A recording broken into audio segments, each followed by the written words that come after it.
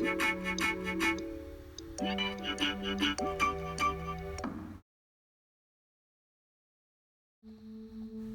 to all my listeners, my name is Anna Lawson, and today we're going to be discussing feminism in today's society.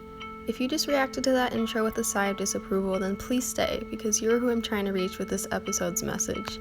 If you already consider yourself a feminist, you are also, of course, very welcome to stay. I'll be including some information you might find useful in explaining your standpoints to others who refuse to call themselves feminists.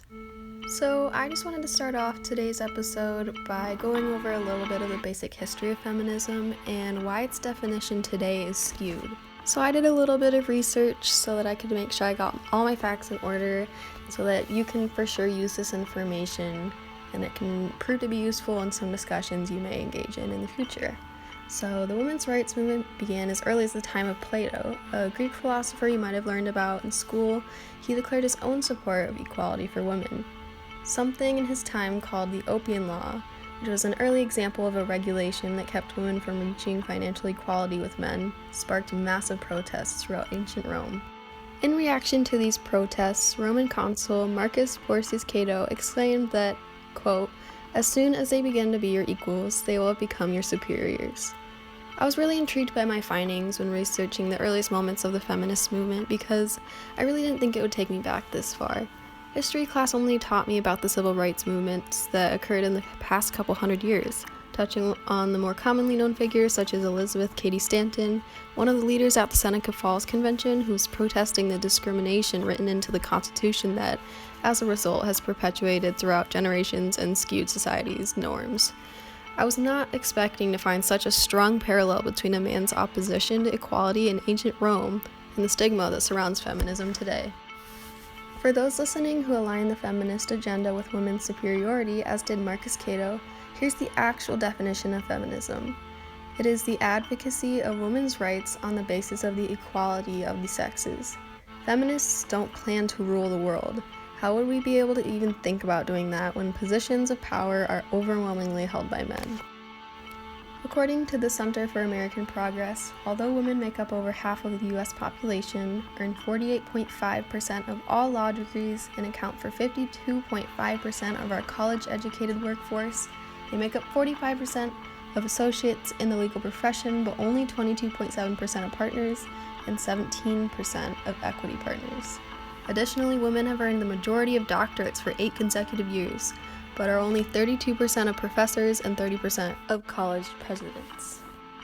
So many people avoid taking on the title of feminism because they don't understand the extent to which women still experience discrimination. From the power gap to the wage gap to the horrifying reality that 1 in 5 women will get raped in their lifetime, there are so many reasons we women still have to work towards equality. I do have to admit, I live in my own little bubble in my Forest Hills community, kind of shielded from a lot of the harshness of the real world. But that doesn't mean that I haven't experienced the effects of a world that favors men in every way. Just to list off a few things that I've experienced since the age of 13, no matter what I wear, I get catcalled by men of all ages, and when I complain about it to adults, they just say that that's how men are and boys will be boys. Guys call me out at school, they sexualize the way that I dress or the jewelry that I wear. If I show too much skin, teachers tell me I have to cover up because I'm distracting to boys. I have friends who, boys in our class have taken pictures up their skirt.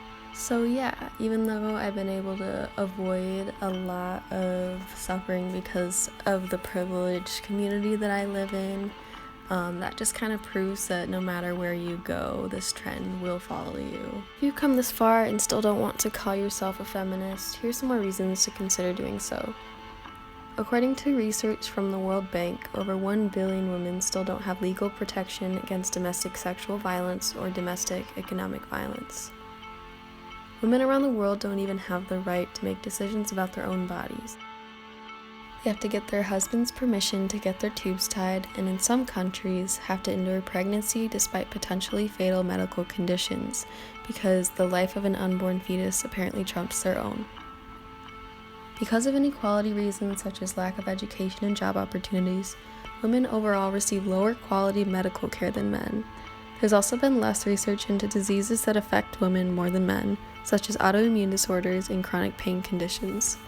I can't tell you how many girls I know who have been to the hospital with extreme pain and have been dismissed with the explanation being period cramps when the cause was actually much more serious. It's so important to touch on Black women in the discussion of feminism because if you're going to be a feminist, you have to love and support all women.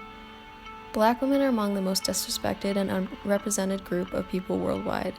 According to Sally Kitch, a professor and author who attempts to make sense of this pattern, European settlers in Virginia decided what work could be taxed based on the race of the woman performing that work. African women's work was quote-unquote labor, so it was taxable, while work performed by English women was quote-unquote domestic and not taxable. The pay gaps between white women and women of color are just as present today. Women have a long way to go before they reach complete equality, and without the support from all sides, we will never reach it. That's why it's so important that men and women do something as small as calling themselves feminists and acknowledge that these issues are still extremely prevalent today. Thank you so much for listening.